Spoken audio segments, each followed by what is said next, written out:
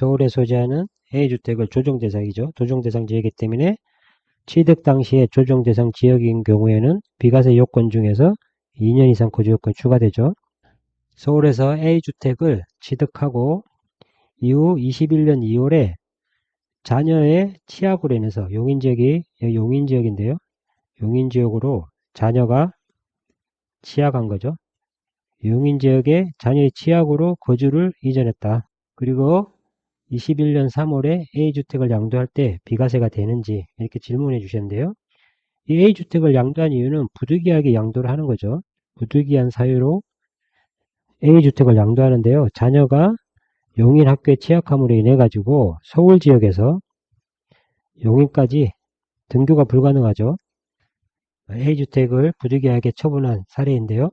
이와 관련해서 부득이한 사유와 관련된 비과세 특례를 한번 보도록 하겠습니다.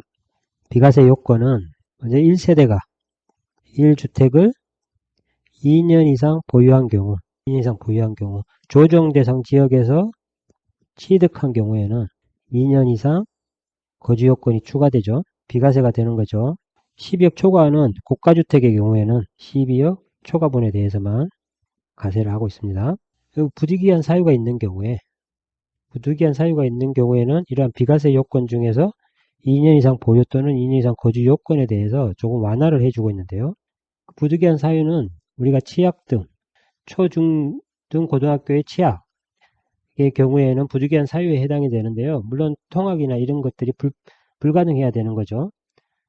이때는 유치원은 해당이 되지 않고 초등학교도 해당되지 않습니다. 그리고 중학교도 해당이 되지 않고요. 특수학교는 포함이 됩니다. 특수학교는 포함이 되고, 그리고 고등학교, 대학교도 이 치약으로 인한 부득이한 사유에 해당이 됩니다. 치약으로 인한 부득이한 사유가 있을 수 있고, 근무상 형편이죠. 근무상 형편에 따라서, 즉 직장이 변경되거나 정근하는 경우죠. 정근하는 경우도 부득이한 사유에 해당이 되고요. 그 다음에 1년 이상 질병 치료를 위한 경우도 부득이한 사유에 해당이 되고요. 그리고 학폭 문제로 인해 가지고 피해 학생에게 전학이 필요한 경우, 이러한 경우도 부득이한 사유에 해당이 됩니다. 이러한 사유에 해당이 되면 이 비과세 요건 중 이 보유기간에 대한 요건을 좀 완화해 주고 있습니다. 보통 이 부득이한 사유의 경우 완화가 어떻게 적용이 되느냐? 1년 이상 거주한 주택이면 1세대 1주택자인 경우에는 비과세 된다. 사례를 보시면 지금 갑의 경우는 서울에서 A주택을 취득했는데요. 지금 2021년 3월에 자녀의 용인 치약으로 인해 가지고 부득이한 사유로 인해서 A주택을 지금 양도한 케이스인데요. 이때 취득일 2020년 2월부터 21년 3월까지는 불과 1년 1개월 정도 되죠. 비과세 요건인 2년 보유 요건을 충족하지 못한 상태입니다.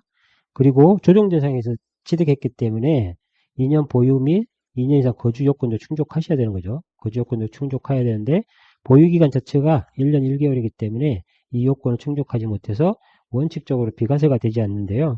이러한 부득이한 사유, 즉 치약, 근무상 형편이라든지 질병치료, 그 다음에 학폭과 관련된 이런 부득이한 사유로 양도하는 경우에는 1년 이상 거주한 주택을 양도 시에는 비과세 요건 보유기간에도 불구하고 비과세를 해주고 있습니다. 20년 2월 취득일로부터 취득해서 계속 거주 중이라고 했죠. 이 PPT 자료에는 나와 있지 않지만 저희 교재에는 요 사례에 대한 상황들이 있기 때문에 그 부분을 참조하시고요.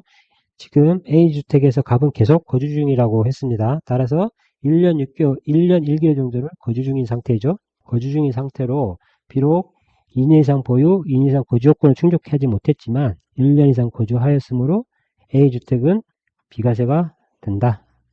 물론 이 가액이 12억이 초과하는 경우는 고가주택으로 해서 12억 초과분에 대해서만 과세가 되는 겁니다.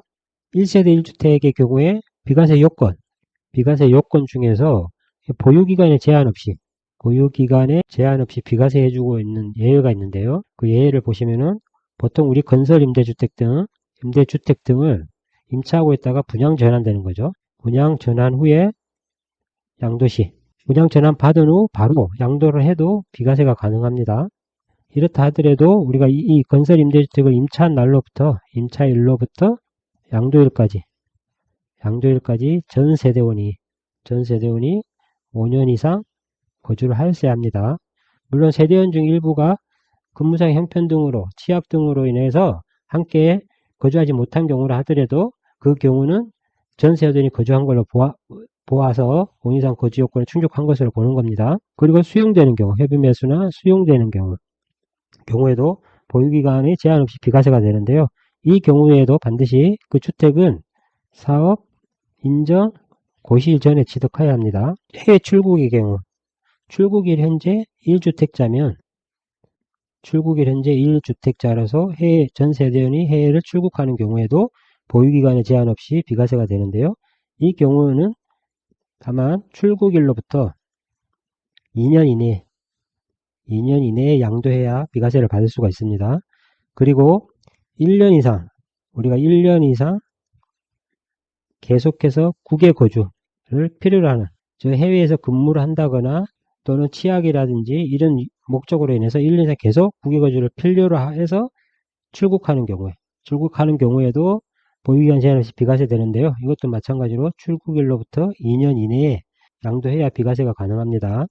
그리고 이 1년 이상 계속 국외 거주를 필요로 하는 경우에 이러한 사유가 해소돼서 입국하는 경우에는 3년 안에 그런 사유가 해소돼서 입국하는 경우에는 다시 국내에 들어와서 추가적으로 1년 이상 계속 거주 요건을 충족하셔야만이 1년 이상 거주 요건을 충족하셔야만이 비과세가 가능합니다. 아까 앞에서 살펴보았듯이 1년 이상 거주한 주택으로서 부득이한 사유에 해당되는 경우에도 이런 보유기간에 제한 없이 비과세가 되죠. 이때 치아, 근무상의 형편, 1년 이상의 질병 등의 치료를 요하는 경우에, 그리고 학폭에 의해서 비학생의 전학이 필요로 하는 경우, 이 경우에도 비과세 요건이 완화되어서 보유기간에 제한 없이 비과세를 해주고 있고요. 또 보유기간 외에 거주기간도 있는데, 이 거주기간에 대한 예외 사항들 있죠.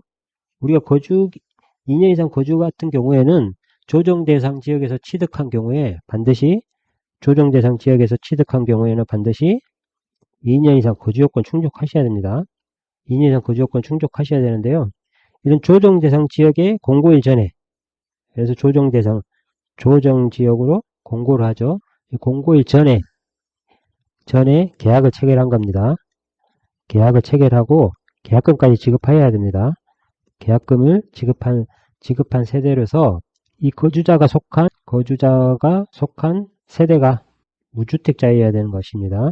조정 대상 지역 공고일 이후에 취득하게 되죠. 계약은 공고일 전에 했지만 취득은 계약일 이후에 취득하는 경우에, 이 경우에는 공고 전에 계약하고 계약금을 지급하고 그 거주자가 속한 세대가 무주택자인 경우에는 조정 대상 지역에서 취득했다 하더라도 거주 요건은 없다. 이상으로 우리가 부득이한 사유로 인한 비과세 특례를 살펴보았는데요. 이렇게 비과세에 대한 요건, 즉 보유기간 제한 없이 비과세 되는 경우도 있고요.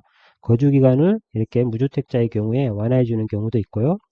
그리고 1년 이상 거주한 주택을 양도할 때 비과세되는 특례가 있는데, 이게 부득이한 사유, 즉 치약, 근무상 형편, 1년 이상 질병의 치료, 그리고 학폭에 의한 전학의 사유로 인한 경우에는 1년 이상 거주한 주택은 보유기간에 제한 없이 비과세가 되는 겁니다.